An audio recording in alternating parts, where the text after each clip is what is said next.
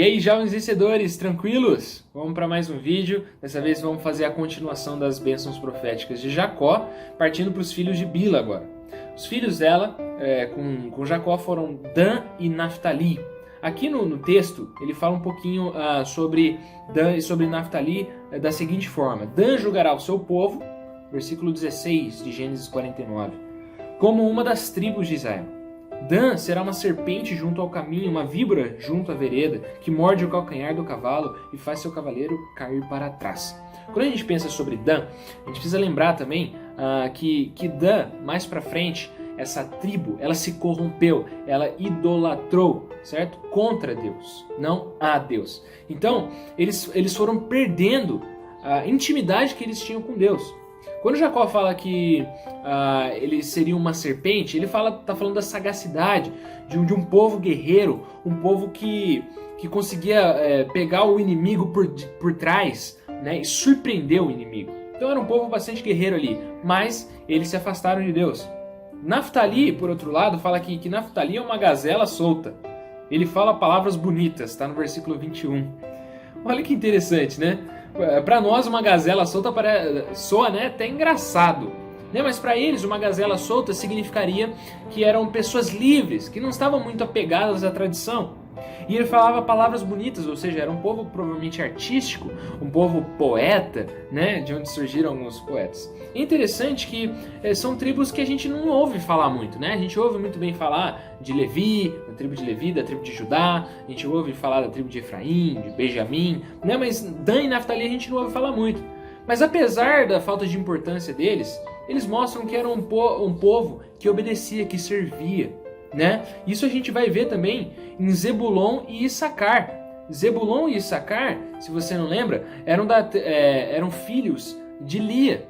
E esse povo aí também, essas duas tribos, elas também não tiveram tanta importância, mas também foram povos que serviram, povos que agregaram, né? Então todos eles, apesar de não terem a devida importância e fama, eles eram muito importantes.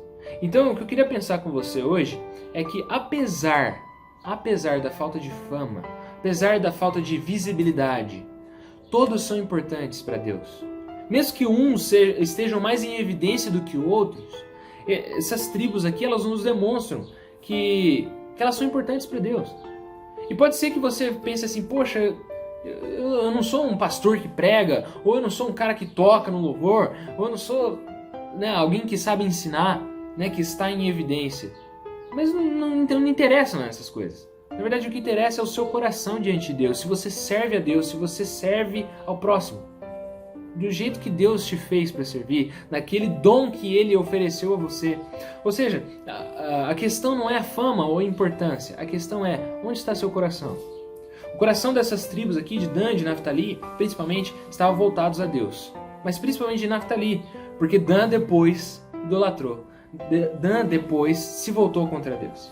Seguindo então, as tribos de Gad e Asser, né, ele fala um pouquinho aqui, bem rápido, são coisas bem simples. Ele fala assim para Gad, no versículo 19: Gad será atacado por guerrilheiros, mas ele lhes atacará a retaguarda. Asser, o seu pão será abundante e ele produzirá delícias reais. Aqui ele estava falando sobre a terra deles, né?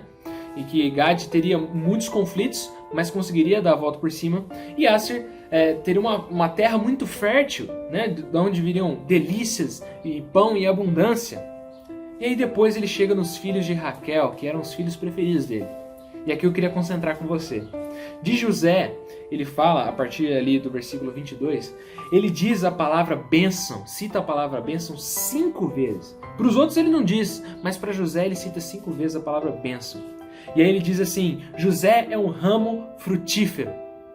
Jacó está fazendo um jogo de palavras aqui, porque a palavra frutífero, né, tem a mesma raiz da palavra Efraim, que era o filho a quem Jacó deu a bênção de primogenitura, o filho de José, o filho mais novo.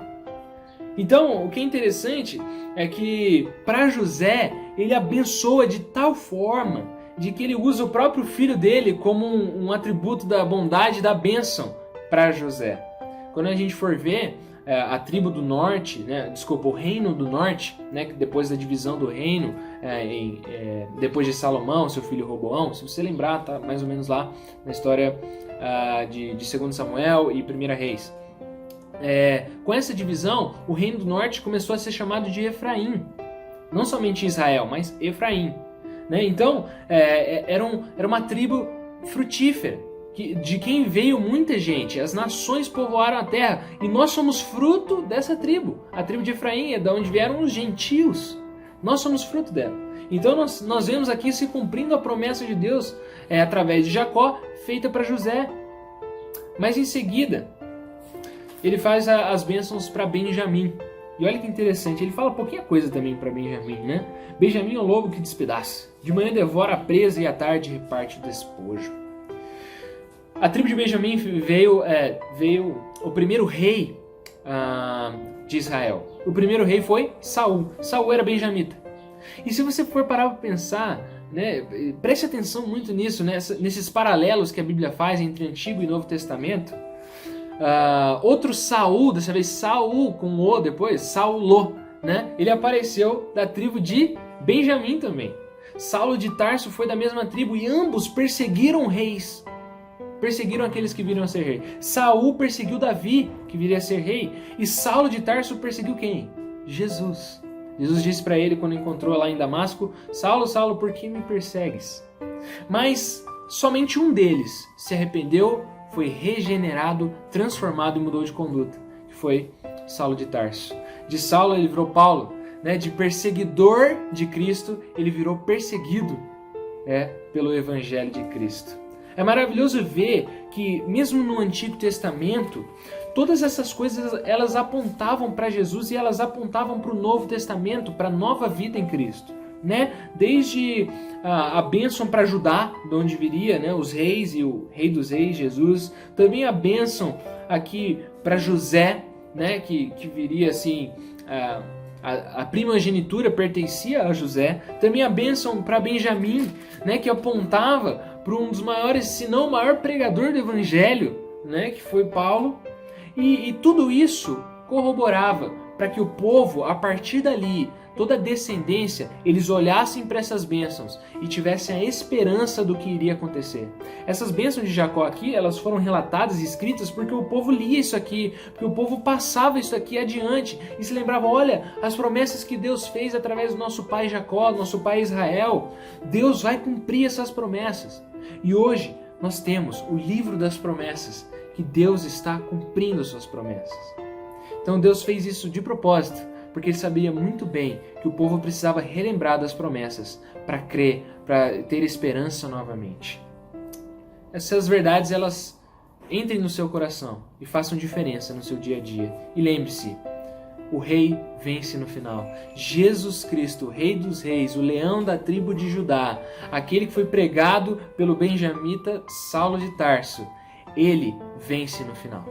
Que Deus te abençoe. Falou!